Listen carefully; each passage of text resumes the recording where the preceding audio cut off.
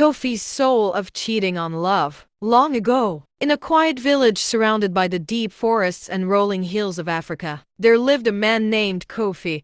Kofi was a man of many talents, admired for his handsomeness and charm. His wealth was abundant, and he had many wives, which was seen as a symbol of status and power. People from far and wide spoke of his success, but few knew the truth of what lay beneath the surface. Kofi was not a faithful man. He would often wander away from his home, meeting women from neighboring villages and betraying the trust of the wives he had sworn to love. Though his wives were loyal and adored him, they never truly understood the depths of his deceit. They hoped that perhaps over time, their love and care would change him. But Kofi remained unchanged. He thought little of the pain he caused. To him, his charm was enough to keep his wives in line, and his riches were enough to cover up any wrongs. He could not see the toll his actions were taking on the hearts of those who loved him most. The village, too, began to notice. They saw the sorrow in the eyes of Kofi's wives, the quiet suffering that was no longer hidden. Whispers began to travel, and the once celebrated man became a figure of silent judgment. One fateful day,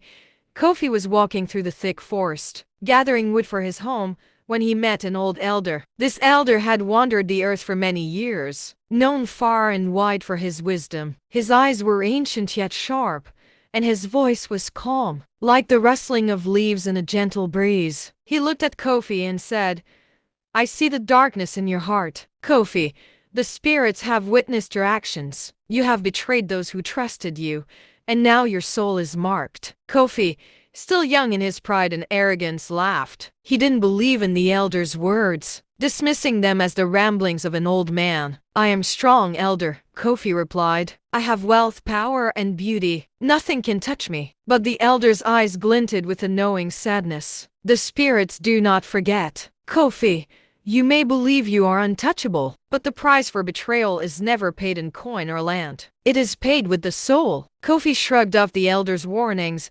continuing with his life. Days turned to weeks and weeks to months, but soon, strange things began to happen. At first, it was small. His strength began to fade. He found himself growing tired, even after a full night's rest. His face, once filled with life, began to show signs of weariness. His smiles felt hollow, and the joy he once had in life seemed to slip away, like water through his fingers. His wives, who had once adored him, now looked at him with silent sorrow. There was no anger in their eyes, just a deep, unspoken sadness. They no longer trusted him. His charm, his wealth, and his power no longer held the same sway. Kofi was losing everything he had once taken for granted. But the worst of it came when he looked in the mirror one morning. He saw a man that seemed so unfamiliar to him. His features were sunken, his eyes hollow. He no longer recognized the man staring back at him, and fear gripped his heart. He knew something had changed. He remembered the elder's words, "The price for betrayal is always paid with the soul." Desperate and frightened, Kofi sought the elder once more, hoping to find a way to fix what he had broken. He found the old man sitting by the edge of the forest, calm and composed, as though he had been waiting for Kofi's return. "Elder," Kofi said, his voice shaking, "please, help me. I have lost everything: my strength, my wives, my happiness. What can I do?" The elder looked at him with kind eyes, yet his expression was stern. "Kofi, the spirits are just. They have seen your betrayal, and your soul has been marked. It is not too late, but only if you are willing to change." Kofi fell to his knees. "I will do anything, elder. Please, tell me what I must do." The elder nodded. "Redemption is within your reach, but it will not come easily. The first step is to face the hurt you have caused. You must go to each of your wives and ask for their forgiveness. You must be honest with them and with yourself. The path to redemption is through truth, not promises." Kofi's heart was heavy with regret,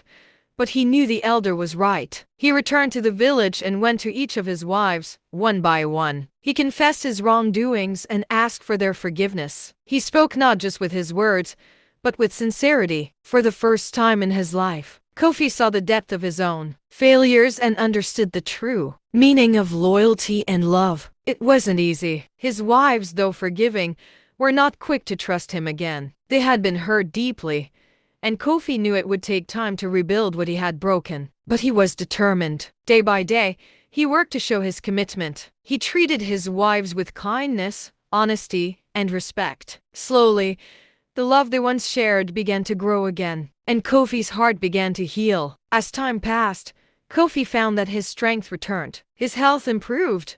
His smiles became genuine, and the joy he had once taken for granted began to fill his life again. The spirits had not abandoned him. They had simply given him the chance to redeem himself. Kofi knew he could never undo the past, but he also understood that true wealth was not in the number of wives he had or the power he held. It was in the love and respect he gave and received. Kofi lived out his days as a changed man. He became a wise and compassionate leader in the village, known for his honesty and fairness. And though he could never forget the pain of his past, he carried the lessons he had learned close to his heart. That betrayal comes with a heavy price, but redemption is possible for those who seek it with a pure heart. And so, Kofi's soul was saved not because of the wealth he possessed, but because he found the courage to change, to face the truth, and to make amends with those he had wronged. Please like, comment, and subscribe to this channel.